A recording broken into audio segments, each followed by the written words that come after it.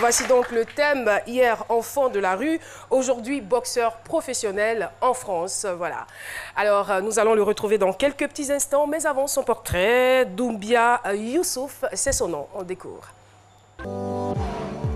Noblesse oblige, notre invité est un féru du noble art. Il se nomme Doumbia Youssouf et il est né le 13 juin 1983 à Abobo. Dans le quartier d'Abobo derrière Rail où il vit, il quitte très tôt les bancs de l'école pour l'éducation de la rue. Bagarre, banditisme, drogue, un cocktail explosif qui fera monter son taux d'adrénaline au point de devenir un pensionnaire du Guêpe Noir Boxing Club d'Abobo. Ce fils de vendeur de riz a reçu beaucoup de coups dans la vie, mais il a su aussi en donner. Aujourd'hui, il vit à Courbevoie, à Levallois-Perret, dans le 17e, à Paris. Sa vie rime avec ce triptyque combat, victoire, chaos. Vous connaîtrez la suite de son histoire avec Caroline sur le plateau de C'est Midi. Doumbia Youssouf, avec la médaille, fière d'arborer sa médaille. Doumbia, bienvenue, bienvenue. Voilà, il s'installe. Merci beaucoup, le doyen de l'aider. Doumbia, bonjour et bienvenue sur notre plateau. Bonjour. Ça va? Qu'est-ce que ça vous fait d'être là? Ah, je suis content, je suis heureux. C'est une émission que vous suivez depuis la France, j'espère. Ouais. Ouais, vous connaissez très bien C'est Midi. Alors, dans quelques petits instants, nous aurons... Et voilà, nous sommes de retour sur le plateau de C'est Midi, toujours avec notre invité Doumbia Youssouf. Doumbia Youssouf, avec lui, on dira d'Abobo à Paris ou en France, n'est-ce pas? En tout cas, on est content de vous avoir sur le plateau. Et puis, et comme annoncé, aujourd'hui, on va parler du noble art de la boxe. Il faut dire que vous êtes issu d'une famille de 9 enfants. Oui. Voilà, et la boxe, ça a été dans la rue. On va tout de suite, ou dans quelques instants, entrer dans le vif du sujet. Et justement, en parlant de la rue, on entend souvent dire « Ah, je suis issu de la rue, je suis un enfant de la rue ». Mais en même temps, on sait qu'il y a plusieurs degrés et plusieurs types d'enfants de la rue. Vous étiez quel genre d'enfant de la rue? Ah, il y a plusieurs enfants de la rue, mais étant enfant de la rue, c'est pas enfant de la rue là, soi-disant microbe ou agressé ou qu'ils agressent les gens, c'est pas ça. C'était pas ça au départ? Non, non, non, c'était pas ça. Enfant de la rue, pourquoi enfant de la rue? Parce que j'ai refusé d'aller à l'école. Donc, ils ne pouvaient pas rentrer à la maison. Dès qu'ils rentraient à la maison, ils allaient me taper parce qu'ils refusaient d'aller à l'école. Les parents voulaient absolument que vous Ouais, alliez à l'école. Mais moi ce n'était pas mon truc. Ça, mais qu'est-ce qu'il y avait de mal là-bas à l'école pour que vous refusiez d'y aller? Non, parce que nous, on voyait les grands du quartier, on voulait les ressembler à eux. Ah. Bah, ils ne partaient pas à l'école, ils avaient tout ce qu'ils avaient. Ils avaient tout. Ils s'habillaient bien, ils avaient l'argent. Donc nous, on voulait les ressembler à eux. Voilà pourquoi nous aussi, on a désarrêté la maison, puis on a pris la rue, on les suivait, on voulait les ressembler. Et donc, vous avez quitté le domicile familial à quel âge? À 11 ans. Ouais. C'est quand même tôt, hein? Ouais, 11 ans, vous êtes encore un enfant. Ouais. À 11 ans, et puis en plus, il y avait un grand du quartier qui était mon idole, donc il est vu, il voulait ressembler. Donc il s'est allé chez lui, il a commencé à dormir chez lui. Il était comme un père pour moi. Il était comme un père pour moi. Donc celui qui m'a appris à tout. D'une part, il peut dire qu'il m'a arrangé, mais pas dire qu'il m'a arrangé quand même, mais il ne veut pas dire qu'il m'a gâté, parce qu'il m'a rien fait. Mais il ne t'a pas rendu service. Hein? On peut dire ça quand même, on peut dire ça, mais d'une part, il m'a arrangé quand même, parce qu'il m'a protégé contre tout. Quand il était avec lui, il n'y a personne qui pouvait me toucher, il pouvait faire tout ce qu'il voulait. Donc, mais justement, quelles étaient les réalités auxquelles vous étiez confrontés dans la rue? Bon, les réalités, c'est que lui faisait. Il veut être franc, il veut dire la vérité. Rien que la vérité. Ouais, rien que la vérité. Lui, c'était un dealer. Donc, moi, il était son petit. Son chouchou, on peut dire, son chouchou. Donc, il m'a appris à tout. Tout, comment ça se passe, comment il faut aller, à qui il faut donner, comment il faut prendre l'argent. Donc, arrivé un certain moment, lui, il a quitté la Côte d'Ivoire, il est parti aux États-Unis. Donc, moi, il a pris sa place aussi, il a pris le contrôle de tout ce qu'il faisait. Donc, il commençait à gagner l'argent, autant petit, il y avait tout ce qu'il voulait, et puis il était intouchable. Donc, il commençait à contrôler les environs d'Abobo, Abobo Gare, derrière Rail, des suites. Voilà, c'est ça. Ça, c'est la rue, mais c'est pas la rue que les gens y croient dans la rue, agresser les gens, tomber sur les gens. Vous n'avez jamais agressé? Jamais, il n'y a jamais touché à personne. Mais vous étiez tout de même un grand... Vous étiez tout de même un grand bagarreur. Oui, il était un grand bagarreur parce que dans le milieu qu'il était, il fallait ça, sinon tu ne peux pas survivre. Il donnait un exemple, il va te donner un truc de 300 000.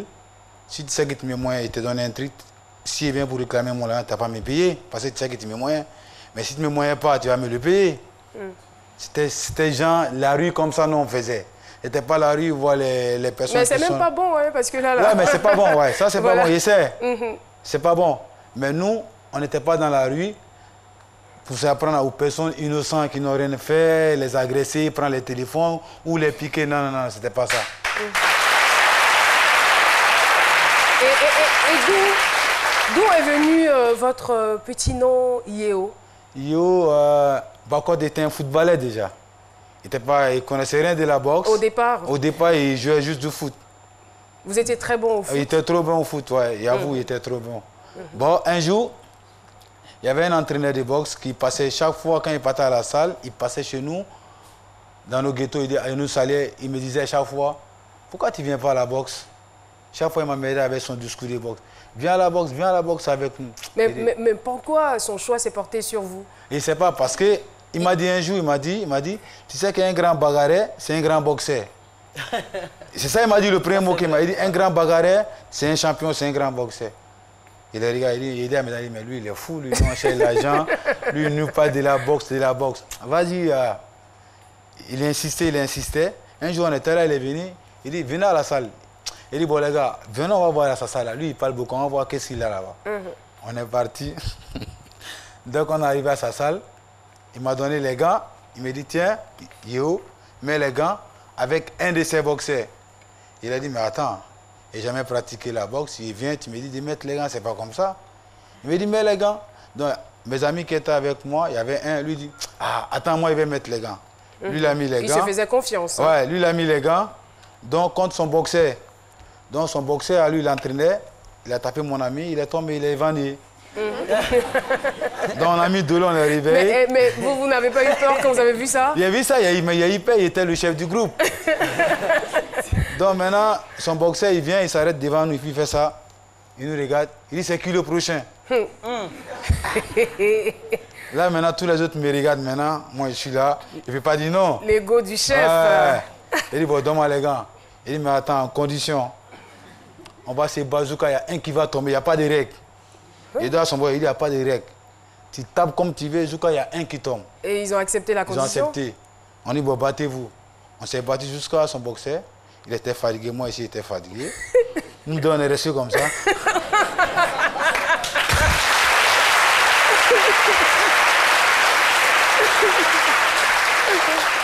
Après ça, l'entraîneur dit, ça y est, c'est bon, on a enlevé les gants, on a enlevé les gants. Mais à partir de cet instant-là, qu'est-ce qui se passait dans votre tête? Parce que vous étiez dans la rue, vous étiez le plus fort, je dirais vous étiez dans la jungle. Ouais, c'était dans la jungle, le plus fort, vous dominiez tout le monde.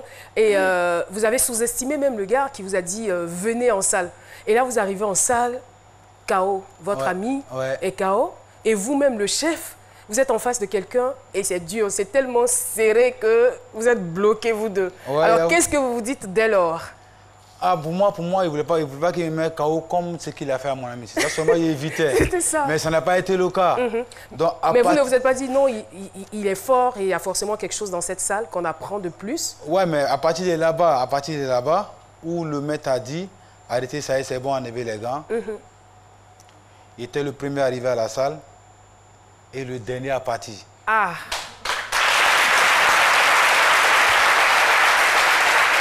C'est que quelque chose s'est passé. Ouais. C'est que depuis ce jour, ça m'a donné le courage de m'entraîner, d'être le meilleur.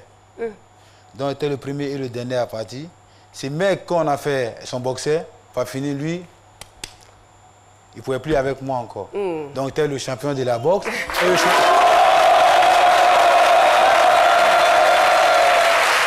Parce que c'est ça, hein, en fait, vous aviez déjà les prédispositions et puis vous avez ajouté la technique. Il a ajouté encore la technique de la salle. Donc, il était le champion dans la salle, au dehors de la salle en plus.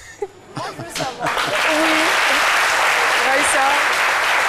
Moi, je veux savoir, étant chef dealer, que vous avez connu la salle de boxe, c'est comme ça qu'on dit. À quel moment vous vous êtes détaché du monde de dealer pour devenir boxeur professionnel? C'est quand le gars, le jour où il m'a invité pour aller à sa salle, après la rencontre entre moi et son boxeur, ça m'a beaucoup donné, ça m'a fait changer les idées un peu. Mais vous avez facilement quitté la rue comme ça. Quand on sait que dans la rue, quand vous êtes un chef de gang, vous dites que vous êtes contrôleur, vous n'êtes pas allé à l'école. Je ne sais pas si vous avez fait des études de contrôleur, bon, vous contrôlez les secteurs là-bas. Comment est-ce que vous quittez ce milieu? Parce que c'est pas facile. Il est tapé, hein.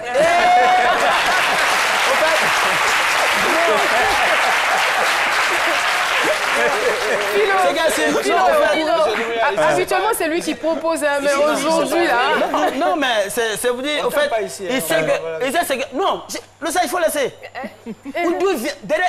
Derrière Bafouin, ça vous a déraboué. Laissez ça là.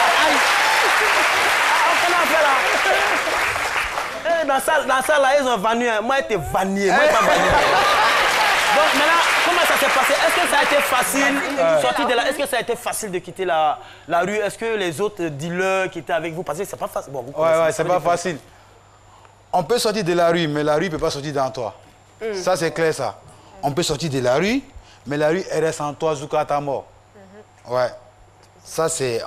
On peut rien faire pour ça. Ça, c'est comme ça. Quels que soient les problèmes, là, il peut dire, je suis sorti de la rue. Mais la rue, elle reste en moi. Même là, on dit, s'il va dans un coin, dans un ghetto, où les gens me connaissaient, ils savent qui je suis déjà.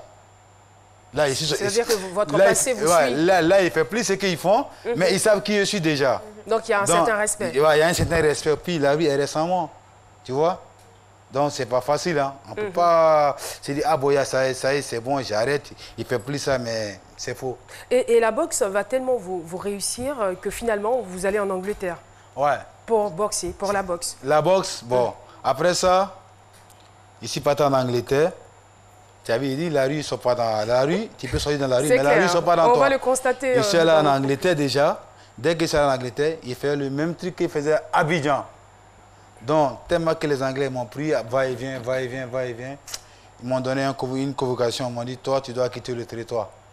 On vous a chassé parce que vous ne vous comportiez pas bien. On m'a chassé de l'Angleterre. Vous avez envoyé vos comportements d'Abobo là-bas. On m'a chassé.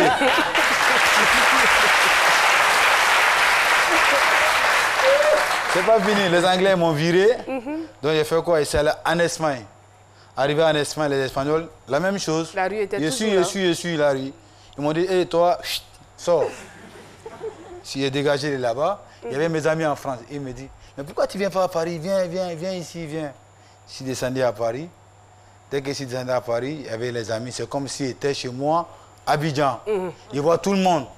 Ils voient tout le monde, ceux qui me connaissent, ceux qui connaissent mon parcours. Ils voient tout le monde. Ils disent, ah là, il s'est arrivé chez moi à la maison, là. Alors là, quand vous arrivez, je veux dire, est-ce que vous continuez la délinquance ou bien vous décidez d'arrêter? Non, arriver à Paris, au départ, c'est pas facile, hein, franchement. Arriver là-bas, déjà, il n'y a pas de papiers. Comment il va vivre? Il n'y a pas d'argent.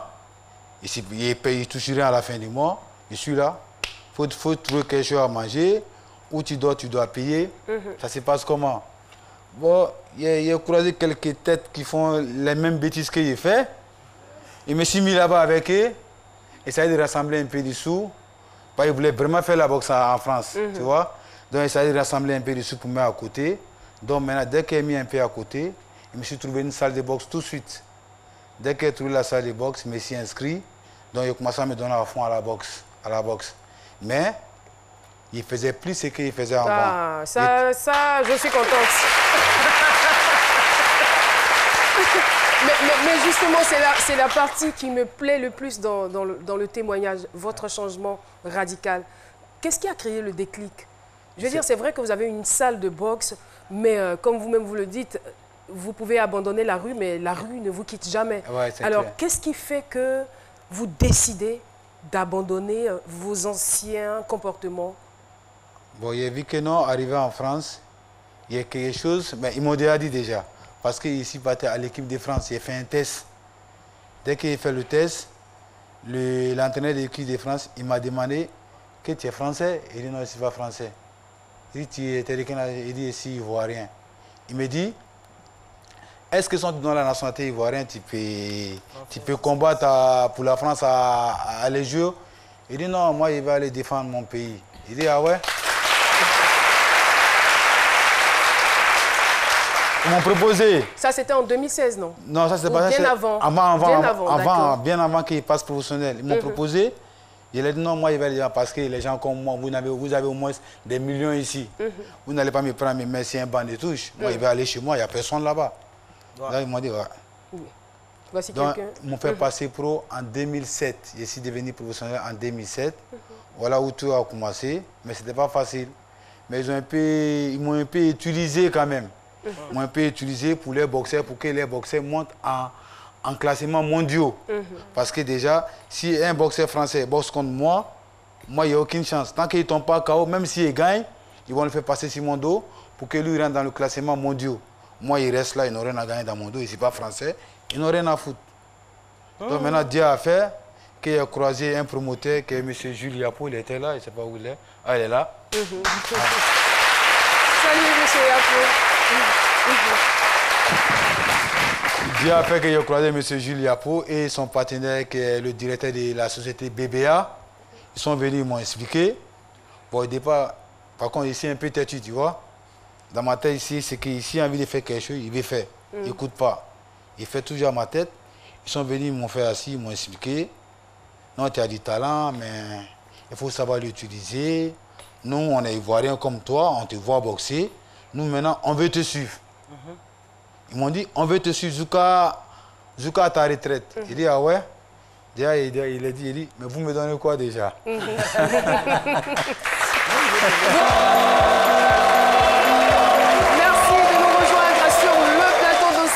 Je rappelle que nous sommes en compagnie de Doumbia Youssouf, ex-enfant de la rue, devenu aujourd'hui un boxeur professionnel. Eh bien, nous écoutons son témoignage. Juste avant la pub, le doyen manifestait le désir de s'exprimer. Nous vous écoutons, doyen. Oui, moi, ça paraît se battre, c'est pas facile. Hein. Moi, j'ai jamais aimé ça. Alors, moi, est-ce que vous n'avez jamais, vous n'avez pas une fois ressenti, avant même d'affronter votre adversaire, de vous dire que celui-là, je suis sûr qu'il n'aura pas du mal à me mettre au tapis. Vous n'avez jamais ressenti un truc comme ça? Oui, ça arrive qu'on sent ça souvent, ouais. Mais tu peux sentir ça avant le combat. Avant le combat, quand tu es dans le vestiaire, tu es en train de te chauffer. Mais dès que tu rentres sur le ring, vous faites le premier coup, ça y est, c'est parti déjà. Alors, voici une anecdote. Il y a un monsieur comme ça qui boxait et chaque fois, il revient parler à son coach. Et puis, il revient après et dit, monsieur, j'ai vu son secret. Il dit, ah bon, donc on va pouvoir le vaincre. Il dit, non, j'ai vu le secret. Je vois, il cherche à me tuer. Alors, boxer, c'est pas facile. Moi, en tout cas, je ne suis pas prêt pour ça. Là, c'est jamais arrivé hein, parce que vous, il paraît que vous n'avez pas peur de la douleur. Moi, par contre, la douleur, ça me fait rigoler. Je ne sais pas pourquoi. Non. Non, il est mal, mais il rigole quand même. Ouais, je ne sais pas pourquoi, mais il ne sait pas. C'est pas vraie douleur, là. Moi, un mazo, quoi. T'as tapé ici. Alors, il faut dire qu'en 2016, vous étiez donc vainqueur de la Coupe de la Ligue française de boxe. Ouais. Félicitations. Merci. 2018, finaliste de cette même ligue, ouais. Décidément.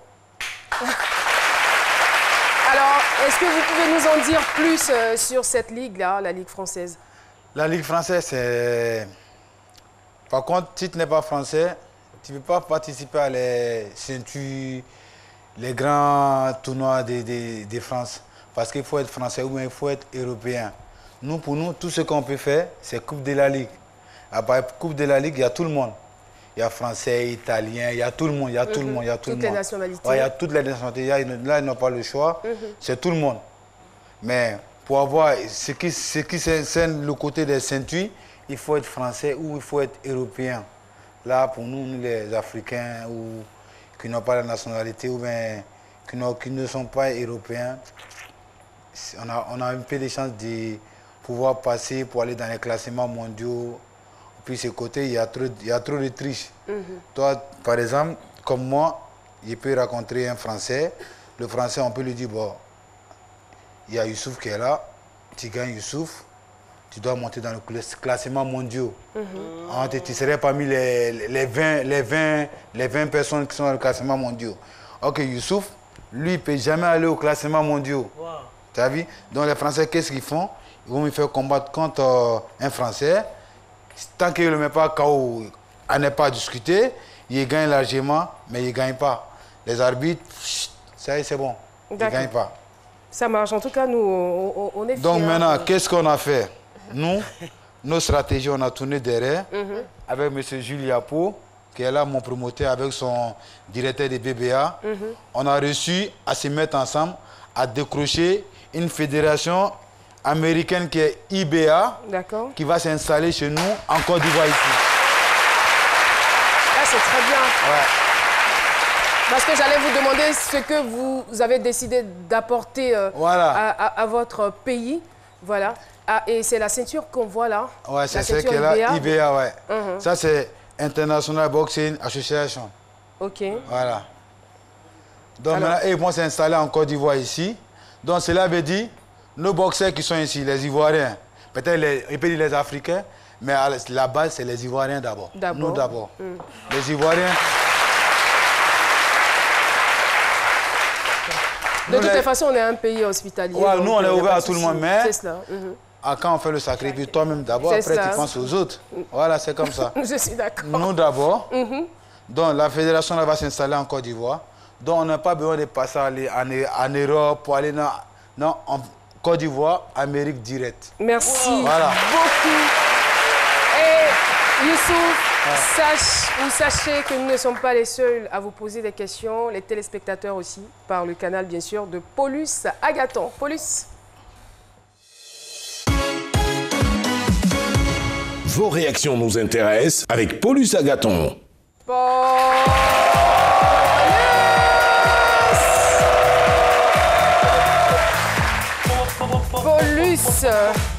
Paulus, oui, bonjour Caroline. Bonjour Paulus, est-ce que la boxe est un sport qui vous intéresse? Non. Au point de le pratiquer. Peut-être que j'aurais voulu le faire pour corriger ceux qui m'ont beaucoup fatigué quand j'étais plus petit. Mais pas pour le moment d'ailleurs, je préfère me tenir loin de lui même. On sait jamais.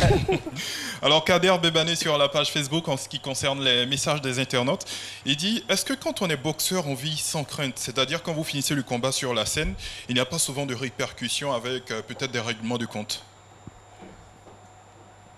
Il peut en avoir, mais ça dépend. Tu vois? Est-ce que ça vous est déjà arrivé? Je ne pense pas. Quand on connaît l'adresse du monsieur. Moi, non. D'accord.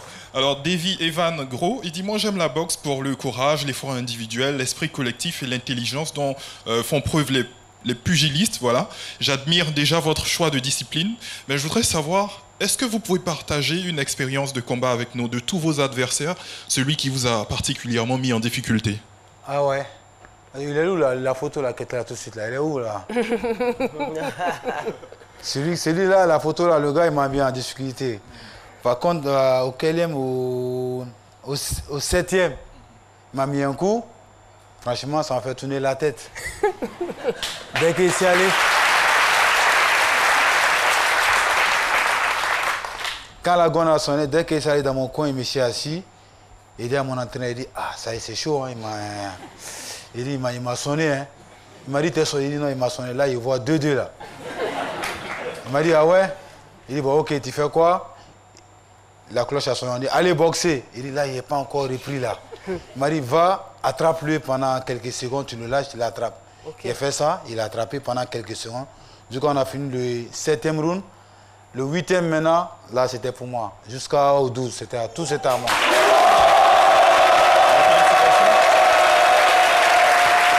Merci. Le dernier message, c'est celui de Traoré Ahmed. Il dit « Moi, je vois en vous un véritable ambassadeur des enfants qui vivent dans la rue. Vous avez désormais 2 champs de combat, notamment boxer et prendre des trophées et sensibiliser les jeunes à devenir comme vous. Et donc, beaucoup de courage à vous pour la suite. » Merci beaucoup. Voilà, à demain Caroline. À demain. Merci beaucoup, Paulus Agathon. D'ailleurs, nous allons donc emboîter le pas à l'auteur de ce dernier message, justement, aux enfants de la rue.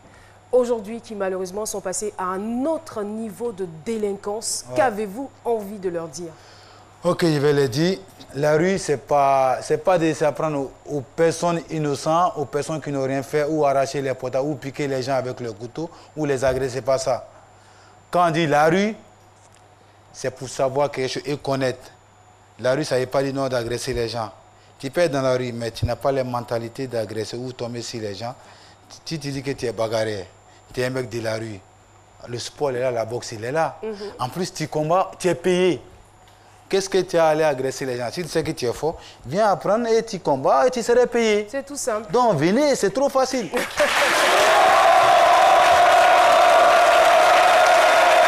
beaucoup. C'est un message assez fort. Merci infiniment. On a été très, très heureux de recevoir ce témoignage, de vous recevoir. Merci. Et on est fiers de votre parcours. Merci. Et vous êtes là, vous êtes un modèle pour dire aux enfants de la rue. C'est vrai que j'ai fait des erreurs dans le passé, mais aujourd'hui, j'arrive à monnayer mon talent. J'étais bagarreur, j'avais de l'énergie à revendre. Je suis allée, par la grâce de Dieu, en salle et aujourd'hui, je suis un champion. Donc, c'est possible aussi pour vous, comme il a dit. Allez-y, cherchez donc à faire un sport, à pratiquer un sport et vous gagnerez noblement votre argent. Merci. Plein succès et bon vent pour la suite. Docteur Philo, pardon. Je t'aime trop. Je t'aime trop. Abandonne. Pardon. Demandez pardon à Philo. Je le veux encore dans cette émission.